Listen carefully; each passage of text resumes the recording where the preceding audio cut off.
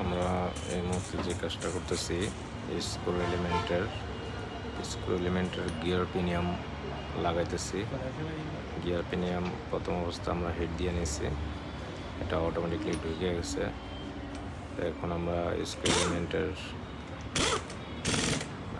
Gear লাগাইছি, gear type দিতেছি। Already screw এলিমেন্টের আমরা ব্যারিং চেঞ্জ করছি, আর কিছু আদার্স কাজ ছিল ওগুলো করছি।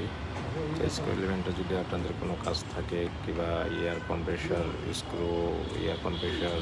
যে কোনো ব্র্যান্ডের আমাদের সাথে যোগাযোগ করবেন, আমরা কাজ করে থাকি অতি